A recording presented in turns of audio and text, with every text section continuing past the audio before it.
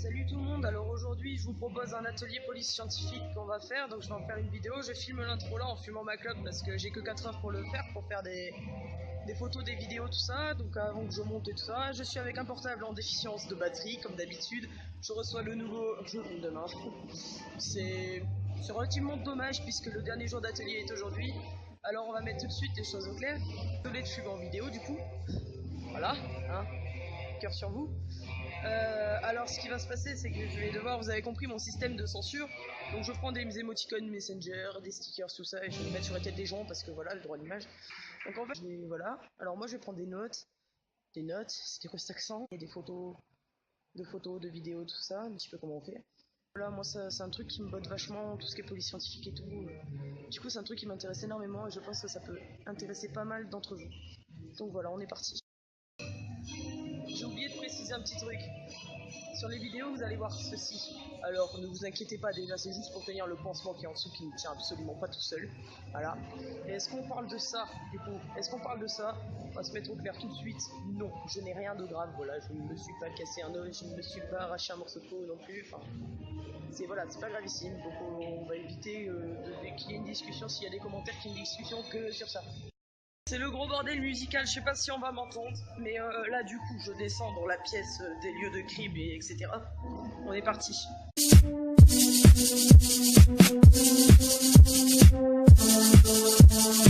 Juste avant qu'on parte dans l'atelier, je vais juste expliquer l'entomologie criminelle, c'est ce par quoi on va commencer, ça va être expliqué après.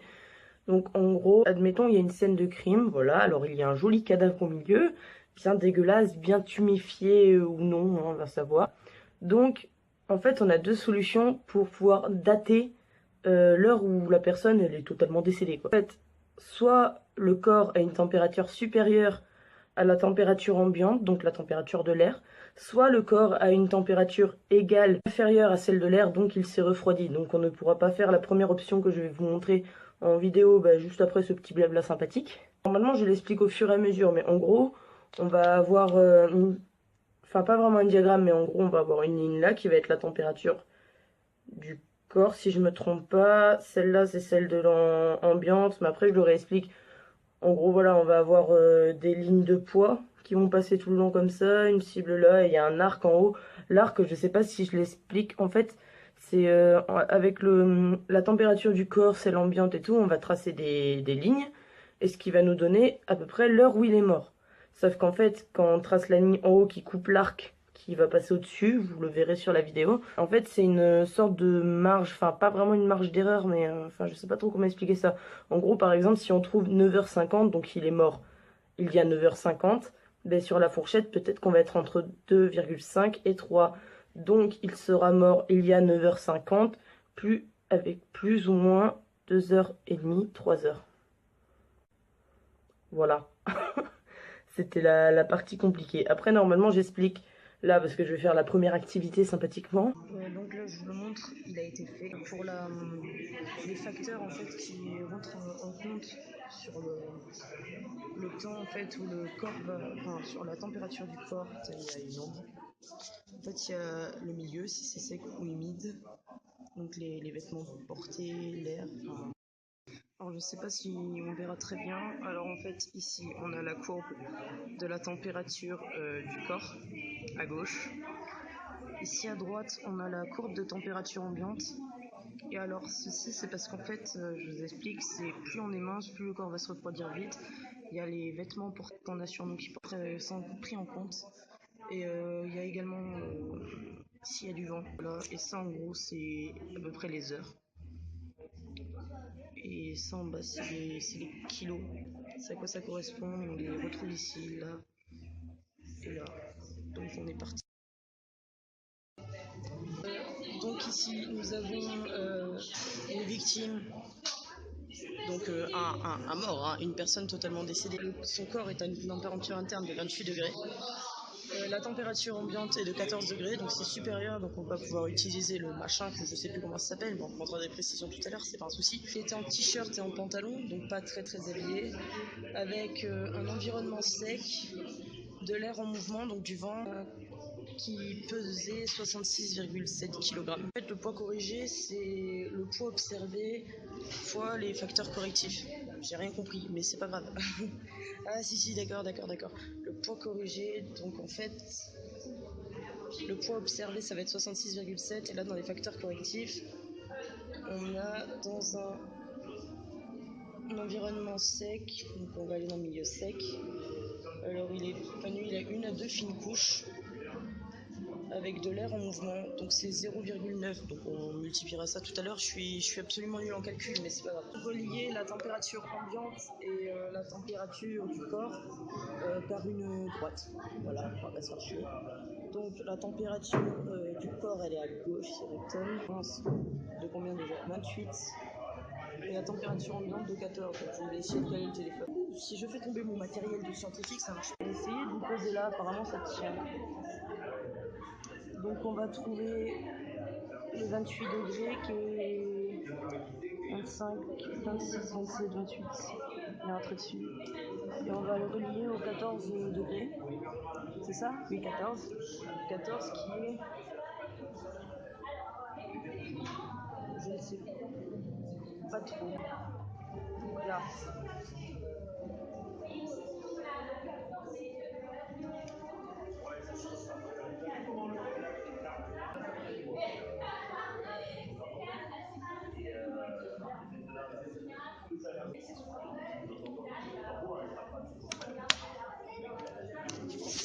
Bon, comme je suis un peu nul, j'ai fait un trait relativement très épais, donc ça donne ceci. Vous me faites faire mes abdos, vous n'êtes pas gentil. Donc maintenant, merde, je dois faire quoi déjà? Policier scientifique le plus nul de tous les temps. En gros, je dois prendre la cible, donc cette chose là, c'est une cible, voilà. Donc je dois tracer une courbe droite qui passe par l'intersection entre la courbe ici en noir, je sais pas si ça se voit, qui est pré-tracée, et celle en marron, là, la grosse courbe bien large, bien dégueulasse que je viens de tracer. Je dois passer par le point d'intersection entre les deux, en partant de la cible. Et voilà. On va déjà faire ça, ce sera déjà pas mal. Je suis un peu une bille. Et vous êtes tombé. Alors, nous devons notre cible ici. Hein. Et notre point d'intersection, il est un petit peu large, mais c'est pas grave.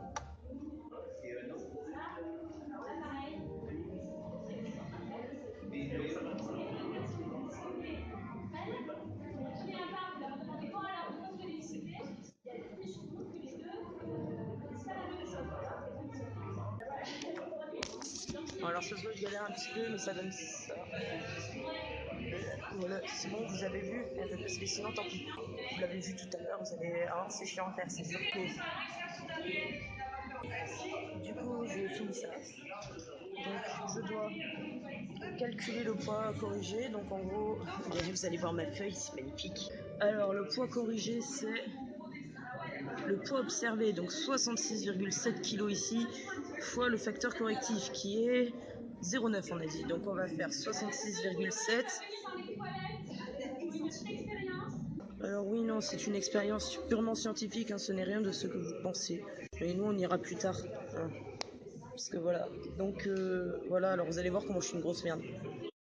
Donc ça nous fait, après que j'en ai bien chié, donc ça nous fait du 60,03. Donc maintenant on prend 60, et là. Et on va remonter en fait jusqu'à avoir une intersection avec la deuxième courbe qu'on a tracée. Donc là, donc ça nous fait entre 8 et 10 heures, donc ça fait, pardon, ça fait aux alentours de 9 heures. Donc sauf qu'en fait il y a une fourchette là-haut, donc voilà, entre 2 et 3 heures en fait de décalage, donc c'est pas, la mort n'est pas il y a 9 heures, c'est entre 3 heures avant et 3 heures après. Donc je vous laisse faire le calcul parce que vous avez vu que je suis nulle en calcul. Ça je pourrais pas te faire en vidéo par contre parce que j'ai bientôt plus de mémoire. Il y aura essentiellement des photos maintenant. Maintenant que vous avez vu ça, il y a une deuxième technique. Si le corps est à la température ambiante ou moins, donc déjà refroidi, on ne pourra pas déterminer l'heure de la mort comme ça. Donc en fait, il y a une autre technique. C'est alors il me semble, elle a dit c'est à Lyon qu'il y a le truc de la police scientifique et tout en France.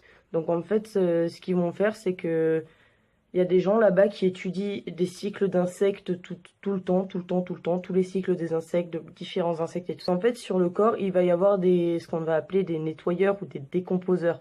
En gros, vous savez, c'est les bestioles qui viennent sympathiquement vous bouffer la peau quand vous êtes décédé. Voilà.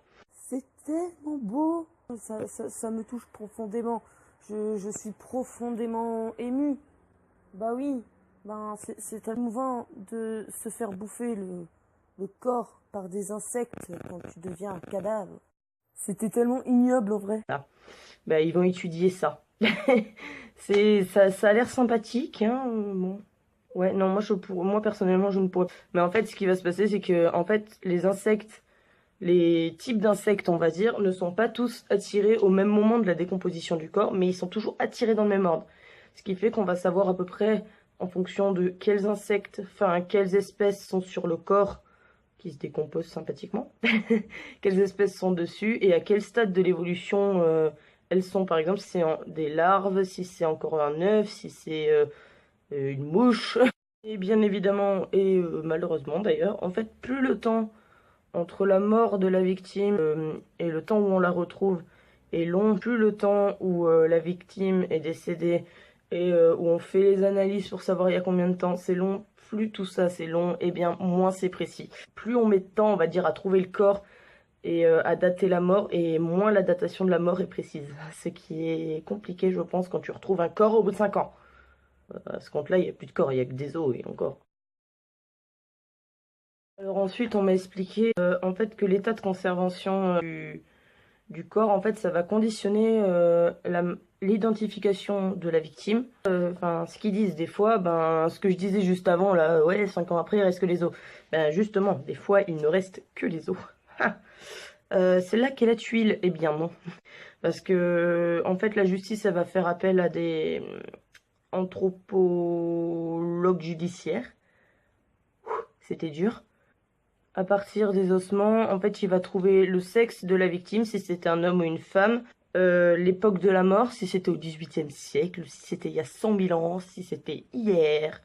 Enfin, non, puisqu'hier, ce sera pas que des os, enfin, à moins que le mec ait dépecé les os, ait tout dépecé, tout enlevé et laissé que les os sur place. Il va pouvoir, du coup, aussi déterminer l'âge qu'avait la victime. Genre, moi, déjà, ils vont avoir du mal parce que je fais plus jeune que ce que je suis. Donc déjà, va chier. Non, je déconne, ça n'a rien à voir. Ça va être, je pense, par les cartilages et tout, pas la taille des os. Sinon, ils sont pas dans la merde avec les gens qui sont nains, par exemple. Ce n'est pas du tout une vanne, hein. C'est vrai, les gens qui sont nains, ils ont forcément des os plus petits. Donc voilà, et pourtant, ils vont avoir 30 ans, ils vont être plus petits que toi. Donc 4-19 ans. Donc voilà, c'est juste dans ce sens-là. Et du coup, ils vont pouvoir savoir aussi le morphophénotype. Oh oui, c'est exactement ça, punaise. Cutané de la victime.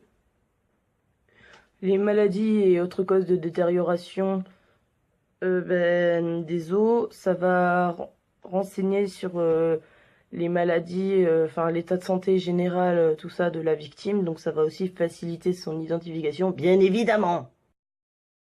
Je pars un petit peu trop loin. Ne serais-je pas psychopathe? Je pars un petit peu trop loin. Bref. Et du coup, oui, on peut établir un portrait robot grâce à une reconstitution faciale qui va après être diffusée. Du coup, ce portrait robot va être diffusé, comparé aussi aux fichiers des personnes disparues. Le modelage du visage, il va être réalisé par l'anthropologue, avec parfois en collaboration plutôt avec un artiste.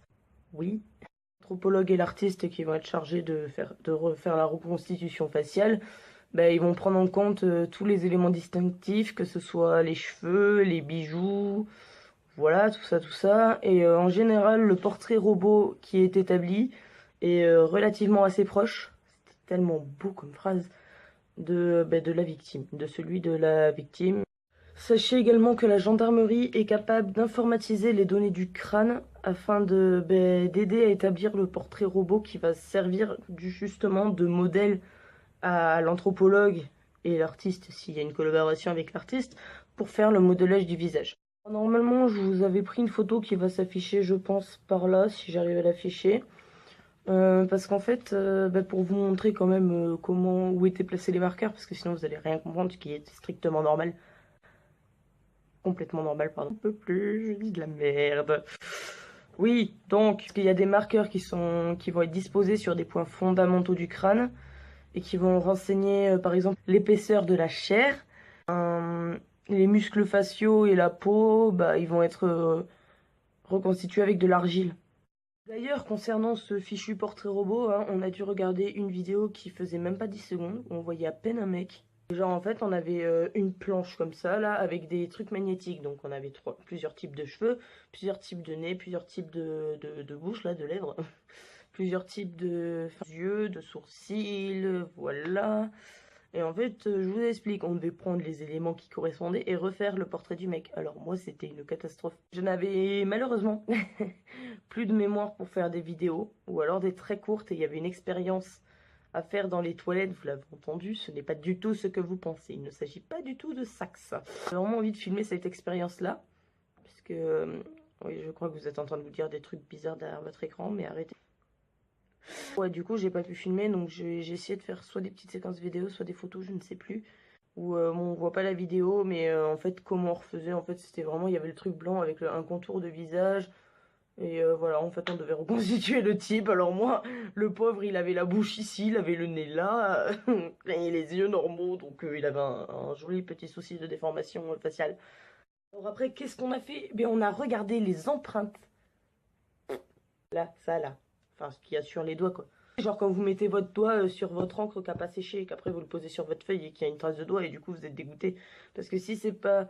Enfin, si vous n'avez pas d'effaceur et que personne ne veut vous en prêter un, que vous n'avez pas de blanco, vous êtes obligé de reprendre une copie d'eux pour recommencer votre contrôle. Ben voilà, on va parler de ça. Tremper notre doigt dans un tampon.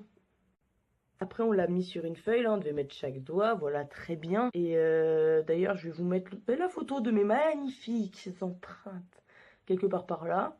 Alors après, on avait une loupe un petit peu particulière que je vous mettrai aussi quelque part sur l'écran. Et en fait, c'est une loupe, elle est spéciale en fait parce que c'est pas, tu sais, vous savez, je vais faire avec ma carte d'identité, mais je vais vous montrer son cul comme ça, vous voyez pas ma tête et vous voyez pas mon nom. Blah. En gros, en fait, on a la feuille là, vous voyez, on a tendance à faire ça avec une loupe. Et bien là, en fait, il faut mettre la loupe quasiment là et rapprocher le papier très très près pour voir les trucs. Donc en fait, ce qu'elle nous a fait voir, elle nous a fait relever quel type d'empreinte on a. Donc soit on peut avoir des boucles, soit on peut avoir des... je vais vous afficher la photo, mais j'ai un trou. Il y a des boucles, des spirales, voilà, je crois. Je suis plus du tout sûre de ce que je suis en train de dire, mais vous allez avoir la photo de ceci, de toute façon. Et des arches. Alors, par contre, le problème, c'est que mon père était là à ce moment-là, au tout début, quand on a fait ça. Je vous explique. Lui, il a des boucles. Et moi, j'ai des arches. Enfin, normalement, on n'a pas exactement... Voilà, chaque empreinte est unique, donc on n'a pas exactement la même que nos parents. Mais il y a un côté génétique. Ouais, ben, moi, j'ai des arches. Enfin, je l'ai regardé, j'ai fait, je crois que je suis la fille du facteur. Ah, t'es pas mon père, t'as tes boucles, dégage. C'était une belle blague, mais oui, non, on n'a pas du tout les mêmes empreintes, et ça m'a perturbé tout le long. Donc du coup, voilà, et en fait, ouais, après, il disait, en regardant bien, on peut voir, par exemple, qu'il va y avoir des petits points, ça va s'arrêter, ça va repartir, enfin, ça dépend des gens. Donc ensuite, là, je vais vous faire un truc en photo où vous allez avoir, parce que j'avais plus de place pour faire une vidéo, j'avais un petit peu le seum, téléphone de mes deux. Et du coup, ouais, en fait, il y a juste les étapes, par exemple, on va prendre ça, là. Vous voyez, mon étui tout dégueulasse. Bon, s'il y avait des empreintes, ça se verrait. Admettons, c'est transparent, genre, je sais pas, moi, on va prendre ça. On va enlever... Putain, je vais devoir tout revoir. Et en fait, par exemple, si je fais ça, en fait, vous allez avoir les étapes en photo. En fait, on va prendre de la poudre noire ou de la poudre blanche, selon ce qu'est le vert. Là, si on prend de la poudre blanche, vous comprenez bien qu'on va pas voir, donc c'est de la poudre noire. En fait, avec le pinceau, ils vont tremper dedans, ils vont épousseter joyeusement, et en fait, ça va s'accrocher sur le gras, on va dire, sur quelques particules de gras. Et en fait, si vous voulez, on a toujours les mains un peu grasses. Enfin, voilà, c'est... je sais pas comment expliquer ça. Ouais, l'empreinte va apparaître, donc voilà. J'ai fait ça, j'étais contente. Voilà, j'étais contente.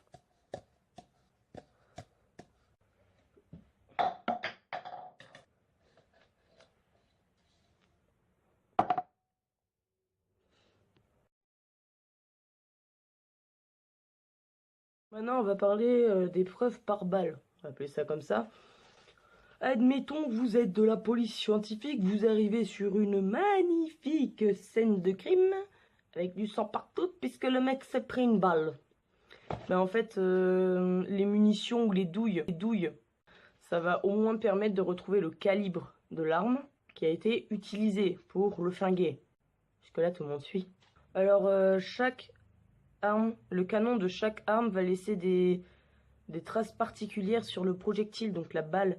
Ça s'appelle des stigmates. Dans le cadre d'une enquête, les techniciens trouvent une arbre. Donc si les techniciens trouvent une arme du même calibre, ils vont faire un tir d'essai. Ils vont prendre l'arme du même calibre, je sais pas ce que j'ai avec les arbres, et ils vont faire voilà. Pour regarder en gros si les stigmates laissés sur la balle là, du tir qu'ils ont fait qu'ils ont testé avec l'arme de calibre correspondent aux stigmates laissés sur la balle qui a tué la victime. J'essaye de vous l'expliquer de manière pas trop longue et un petit peu plus simplifiée, mais je pense que c'est là. En gros, vous allez faire un tir d'essai. Vous voyez, vous avez trouvé une arme qui fait le même calibre que l'arme qui a été utilisée. On est content du coup. Donc on va la tester. Donc on va dire ça c'est l'arme. Bon, c'est un cutter, hein. Voilà, donc ça c'est l'arme test. On va dire que ceci c'est des balles, parce qu'il y a des traits dessus. On va dire ça c'est les traits blancs, là, que vous voyez. On va dire que c'est les stigmates laissés par l'arme du crime sur la balle. Donc ça c'est notre balle de l'arme du crime. Donc là on va tirer, pouf, cette balle va sortir, la balle de l'arme test. Donc on pose notre arme test, parce que maintenant on s'en bat les couilles de l'arme, pour l'instant. Et on va regarder les stigmates, et on va dire que c'est les traits. Donc en fait, si on compare les stigmates de ces deux balles géantes, d'accord, en fait c'est les mêmes. Donc voilà, vous avez compris qu'est-ce qu'on peut en déduire. Besoin de vous l'expliquer, vous n'êtes pas totalement con quand même. Et par exemple, si les stigmates de celui-là, ils avaient été un peu plus courts, ou un petit peu en mode je fais des... ou quoi, alors que celui-là, ça faisait des traits droits, enfin on va dire ça comme ça pour simplifier, ça aurait pas du tout correspondu, quoi. On aurait pu déduire l'inverse, voilà.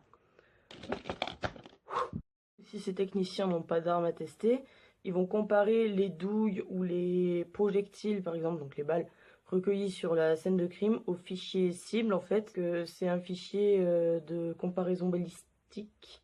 En gros, voilà, va y avoir, j'explique, dans ce dossier, il va y avoir tous les projectiles, toutes les douilles et toutes les armes qui ont été retrouvées sur des scènes de crime, qui ont été utilisées pour faire des crimes. Et en gros, ils vont faire une comparaison pour voir s'ils n'ont pas, dans leur base de données, on va dire, en gros, un projectile qui a été utilisé sur un crime antérieur, donc un ancien crime, qui possède les mêmes styles. Le fichier cible, c'était un fichier de comparaison et d'identification balistique. Voilà, j'avais perdu le mot, le voici, je l'ai retrouvé. Du coup, le service de balistique reconstitue aussi les trajectoires de tir à partir des impacts de projectiles pour du coup reconstituer les faits. Aussi, dans l'idéal, déterminer la position du ou des tireurs. Maintenant, on va passer à la partie que vous attendez tous, l'expérience dans les toilettes. Let's go.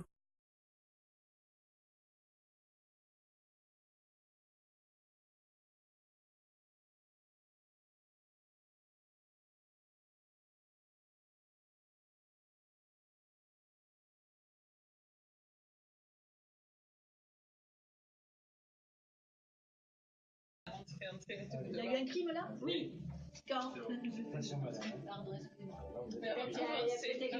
Alors, donc, sur une scène de crime, il y a des traces qu'on voit et d'autres qu'on ne voit pas, ou des choses qui ont été nettoyées.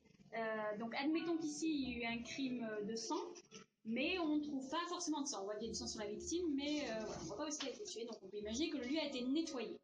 Donc, pour essayer de voir où la personne est morte, on va passer un produit qui s'appelle le Blue Star, qui est celui-là, qui réagit avec le sang.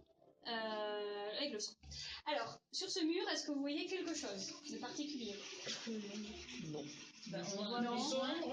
Par contre, je crois qu'il y a quelqu'un qui va sortir des toilettes, voilà. Dans la cuisine avec un extincteur. Je me disais, est-ce que j'attends que ce soit fini? Vous auriez pu. Donc, on voit rien de spécial. On va passer ce produit pour voir si ici il y a eu du sang ou pas. Donc, la réaction chimique. Voilà. Donc, partout où ça réagit. Bon, alors, je suis désolée, ça coule partout parce que là, mon vaporisateur il est vraiment catastrophique. Mais c'est En incroyable. fait, il y a eu du sang partout. Il y a eu du sang. D'accord? Genre, Si, c'est vrai. il s'est fait Donc, exploser la tête. Quoi. alors, Du coup, je pense que vous avez compris le principe du Blue Star. Genre, s'il y a du sang, bah, ça va faire un peu comme du phosphorescent, quoi. Ça va briller là où il y a eu du sang. Alors après, pour la petite info, j'ai demandé quand même à qui appartenait le sang qui était sur le mur pour nous faire la petite démonstration à coup de Blue Star. Eh bien, c'était du sang de cochon. Ce que j'ai dit à la fille. Heureusement qu'il n'y avait pas de végétarien dans la salle. Parce que sinon, ça aurait fait un carnage. Saviez-vous que le crime a une odeur? La technique d'identification par reconnaissance des odeurs olfactives, ça, oui, bon, reconnaissance des odeurs, reconnaissance olfactive, c'est la même chose, c'est juste un terme plus technique que l'autre. Bref, ça s'appelle l'odorologie. L'odeur globale d'une personne est composée en réalité de trois odeurs, enfin de trois types d'odeurs, on va dire, captées par les chiens, on va dire ça comme ça, que les chiens peuvent sentir. Donc moi, par exemple, j'ai une odeur globale. Bon, je me douche, donc on va dire que je pue pas. Hein. Voilà. Oui, donc je disais, par exemple, on va prendre Pierre. Pierre, il va avoir une odeur globale.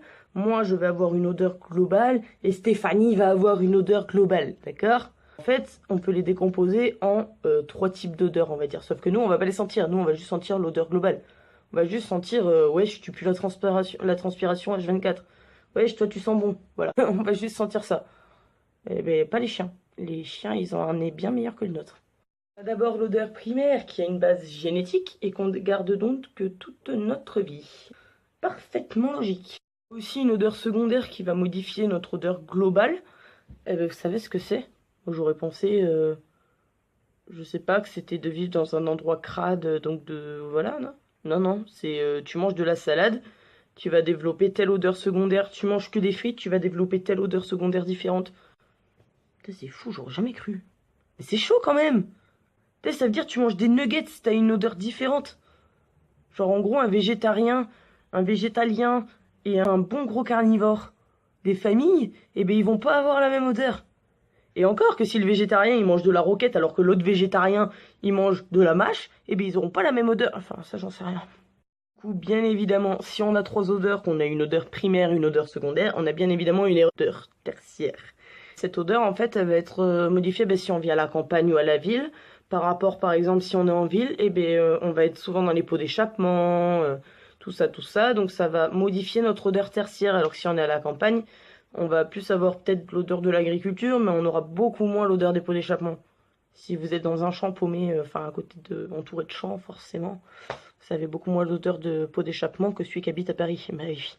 Et du coup, oui, alors il y a aussi le parfum, le déodorant, tout ça. Il y a énormément de trucs qui jouent. Voilà, tout ce qui est extérieur, en gros, tout ce qui va être pot d'échappement, ou te rouler dans le foin, ou mettre du parfum, du déo, mettre, je sais pas, de l'urine d'âne à la place de ton parfum. Tout ça, ça va tout modifier. C'était très classe. Alors du coup, comment ça marche pour retrouver quelqu'un par l'odeur? Un criminel. Eh bien tout simplement, admettons, quelqu'un va voler une voiture. D'accord? Admettons, ce trou du cul, il avait un moyen sur les mains, voilà, qu'il n'y ait pas de traces de ces empreintes digitales sur le volant. On va admettre ça. Dans tous les cas, de toute façon, admettons, il délaisse la voiture. Voilà, ou il a un accident, ou il abandonne la voiture pour en voler une autre. Admettons. En fait, la police scientifique, quand ils vont arriver sur les lieux, en fait, ils ont un tissu spécial. Donc, ça, c'est un mouchoir, mais on va dire que c'est un tissu spécial.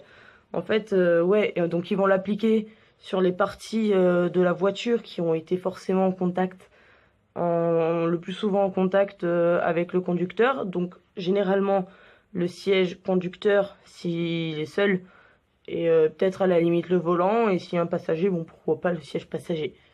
Mais voilà, et en fait, s'ils ont des suspects, ils vont le mettre dans un bocal qui est stérile, Enfin, dans le sens où, voilà, il n'y a pas d'autres odeurs qui peuvent se mêler. Enfin, voilà, voilà, il y a l'odeur du truc de la voiture, et voilà. Parce qu'en fait, le tissu va s'imprégner. Donc voilà, c'est mis dans un bocal, nanana, fermé, stérilisé, tout ce qui va bien. Envoyé à Lyon, du coup, puisque c'est le truc national de la police scientifique, on va dire, en France. Ensuite, s'ils ont des suspects, ils vont prendre le même tissu spécial, qui est symbolisé par ce mouchoir.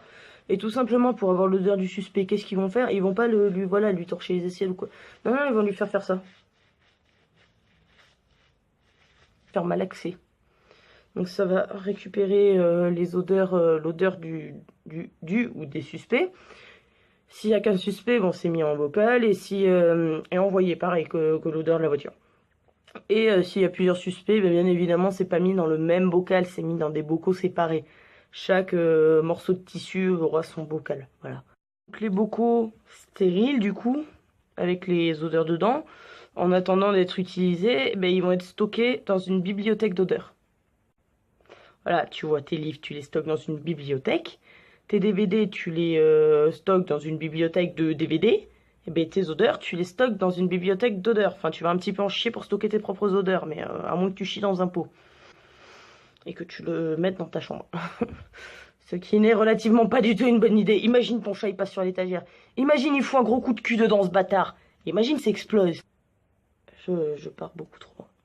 Après, qu'est-ce qui va se passer? Eh bien, on va prendre 2 chiens entraînés. Donc, c'est des chiens depuis tout petit. Ils sont élevés à ça, hein, à reconnaître les odeurs. Ils sont entraînés à réagir d'une certaine façon quand ils trouvent la même odeur, etc. Donc, qu'est-ce qui va se passer? On va faire passer les chiens chacun leur tour, hein, d'accord? Donc, on va mettre dans la pièce, en fait, on va aligner. Je vais vous faire un petit schéma sympathique tout de suite. Donc, en fait, qu'est-ce qu'on va faire? Eh bien, j'ai perdu mon marqueur, tout va bien. Je vais vous faire ce stylo plume. En gros, je vais vous faire un rond avec une croix, c'est le maître chien. Voilà, maître chien. Et du coup, le truc avec 4 pattes que j'ai la flemme de dessiner, avec une tête, un museau et une truffe, c'est le chien, vous en doutez bien. Voilà, donc ensuite on va faire un trait, ça va être une ligne, d'accord? Ça va être une ligne. Chaque rond, ça va être un bocal. Voilà, donc je vais vous montrer comment c'est disposé, du coup. En fait, là, vous avez... On voit un petit peu ce qu'il y a à travers. Là, vous avez le maître chien, avec le chien. Et là, vous avez toute une série de bocaux avec des odeurs dedans. Dont, bien évidemment, l'odeur retrouvée sur la scène de crime ou sur la voiture volée, là, dans le cas de l'exemple que je prenais avant. Donc, en gros, vous allez avoir ça. Donc, le chien, en fait, le maître va lui faire sentir le bocal avec l'odeur du suspect. Ou des suspects, mais il va faire ça chacun leur tour, du coup. Il va prendre le bocal avec l'odeur du suspect, il va lui foutre la truffe dedans. Donc le chien, qu'est-ce qu'il va faire? Il va aller, voilà, on va reprendre notre magnifique ligne, il va aller devant tous les bocaux qui contiennent des odeurs différentes, dont celles retrouvées, du coup, comme je le disais, soit dans la voiture, soit sur la scène de crime. Donc en fait, ce qui va se passer, c'est le chien, il va tout renifler comme ça, blablabla. Et quand il va trouver le bon bocal, enfin, s'il retrouve la même odeur que celle du suspect dans un des bocaux, donc en général c'est celui de la scène de crime, donc voilà, en fait le chien va se coucher devant. Il va marquer un arrêt et coucher. Il bouge plus pour dire ouais, j'ai reconnu l'odeur, pour moi c'est ce bocal là, c'est voilà, c'est cette odeur, c'est la même que tu m'as fait sentir.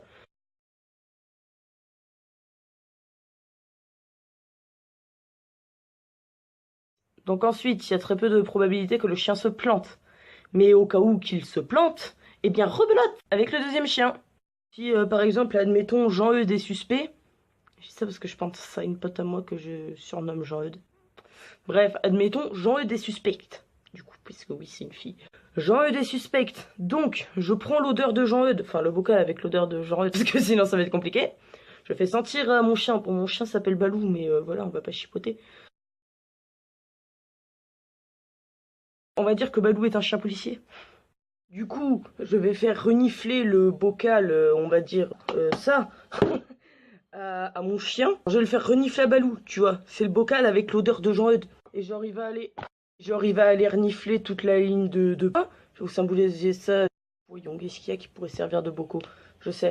Ceci symbolise mon chien, d'accord? Balou, il va renifler une fois, et pouf! Genre, voilà, ça c'est l'odeur de la scène de crime, et c'est la même que celle de Jean. Du coup, il se couche. C'est magnifique, on dirait un gosse avec des jouets. Sinon, pour en revenir à Jean-Eudes le fait que le chien, genre Balou, il se couche devant le pot de la scène de crime en mode c'est la même odeur que tu m'as fait sentir Jean-Eudes et c'est la même odeur. En fait, ça veut pas dire que Jean-Eudes est le meurtrier. Ça conclut surtout que Jean-Eudes a été en contact avec la scène de crime. Donc en gros, le chien, il va sentir l'odeur du suspect, il va se coucher devant le pot de l'odeur de la scène de crime, ça veut dire qu'il reconnaît l'odeur. Après, est-ce que ça veut dire que le suspect est vraiment le meurtrier? Ben pas tout à fait, ça veut surtout dire qu'il a été en contact, donc il a été sur la scène de crime, qu'il y a été avant, après, enfin pas longtemps avant, pas longtemps après, ou justement que c'est lui l'assassin, ou alors que c'est quelqu'un qui était dans les parages à ce moment-là et qui a peut-être pas osé intervenir parce que évidemment quand tu vois quelqu'un se faire flinguer, on n'a pas tous la même notion du danger, on n'a pas tous le même courage, voilà, il y en a ils vont se dire ouais non mais je risque de me faire tuer et ils vont avoir la trouille, ce qui est totalement normal, hein, je ne critique absolument pas, enfin voilà, c'est totalement normal, il y en a qui vont avoir la trouille, il y en a ils ont un instinct de survie, mais ils ont aucune notion du danger. Ils vont sauter direct dans le troupeau en mode tiens, va te faire foutre, et ils vont essayer d'arrêter le tueur. Sauf que du coup, ben pareil, il va se faire tuer aussi. Mais bon, quoi. Enfin, ça veut pas dire que la personne a tué accessoirement, voilà, la victime. Pas spécialement. Ça peut, mais peut-être pas. Pour la petite info, en France, on a 5 chiens qui sont entraînés à l'odorologie et ils sont accueillis. Genre vers Lyon dans le 59, au siège de la sous-direction de la police scientifique en France, enfin de la police technique et scientifique en France, qui est logique jusque-là. Voilà, donc je l'ai précisé en début de vidéo, j'ai rajouté un petit texte sympathique en disant que c'était très long, qu'au final ça allait être en 2 parties, ce sera écrit dans le titre, partie 1 sur 2, parce qu'en fait je vous explique, le problème c'est que les explications que moi j'ai eues, les trucs comme ça pour comprendre et tout ça, les ateliers, c'était très très long en fait les explications. Alors j'ai essayé de les raccourcir, de les expliquer peut-être plus simplement. Bon, il y a des moments où ça va faire un peu gamin, mais limite c'est mon problème. Ici mon chien là, avec les rouleaux de PQ qui servent de bocaux. Voilà, donc le problème c'est que la vidéo là j'ai pas fini le montage puisqu'il faut que je rajoute les dernières prises. Et comment vous expliquer qu'elle fait déjà 33 minutes. Donc je vais la faire en 2 parties, j'ai pas trop le choix, ça va faire un truc beaucoup trop long de rester plus de 40 minutes en semaine ou quoi, enfin à moins d'avoir vraiment envie de la regarder tout ça, et surtout que bah au final à la base je devais faire les ateliers, j'avais plus de mémoire donc je devais filmer beaucoup plus et donc faire beaucoup moins de blabla. Sauf que mon téléphone, mon ancien téléphone, il était un petit peu pourri. Mémoire, il y avait une batterie qui m'a été flinguée, enfin d'ailleurs même pas 1 an et demi, c'est un scandale. Quoi, du coup je vais la faire en 2 parties. Bon, je vais publier la partie 2 du coup la semaine prochaine, j'aurai fini de tourner, j'aurai fini de monter, et pas un souci, ou alors je vais la poster en fin de semaine, et pas un souci, à mardi prochain maximum, promis, pour la fin de la vidéo. Du coup, bonne journée. Ciao.